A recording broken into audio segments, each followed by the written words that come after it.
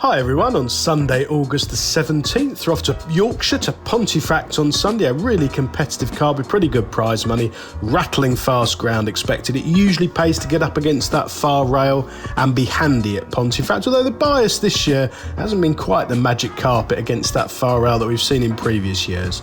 We start off with our daily nap, sponsored by Priced Up Bet. It goes in the 242.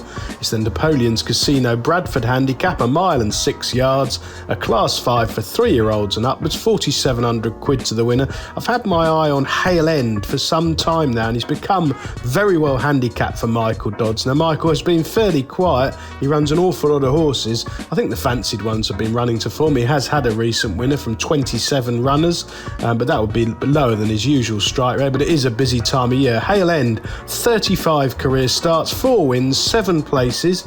He's actually run 8 times this season without winning. He started off from a mark of 79 at Redcar when in need of the run back in April. He now finds himself down to 72, so he's dropped £7, and I thought there's been plenty to take, certainly from his last run at Redcar, but on a couple of occasions he's been ridden with extreme patience and not landed a blow, and last time out I thought he might have nearly won at Redcar on the 9th of August. He ended up finishing 5th under Frankie McDonald.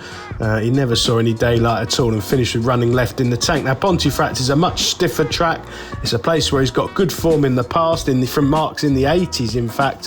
At one time, I like the fact Connor Beasley's been back in the plate. He's not been on for his last 3 starts, but he ran really well for Connor at Doncaster in June, and as I say, he's now lower in the weights. He must go close here. They should go a reasonable gallop, which he needs, and he can swoop late up the sapping Pontefract climb for home. Our value angle selection, sponsored by Priced Up Bet, goes in the 342. It's the Roy Winstaniel Memorial Handicap, 1 mile, 2 furlongs and 5 yards, a class 4 for 3-year-olds and upwards. Good prize money for the grade, 6,300 quid to the winner. Some promising horses here. 1 or 2 of them run exposed, but I'm going to stick with the proven course and distance form of Rawlin from the David O'Mara yard. Now, David is going really well at the minute. He's had 11 winners in the last fortnight at the time of recording at a 22% strike rate. Rowling has just improved all season since going handicapping, and I like the fact he won over this course and distance last time out under a really good ride from Danny Tudhope, making all the running and staying on really strongly to fend off Dawn of Liberation. Now, Dawn of Liberation has been beaten since, but should have won. A very unlucky loser. The third home time tells all, has absolutely sluiced up at Beverley in the week, so that form suddenly looks pretty strong.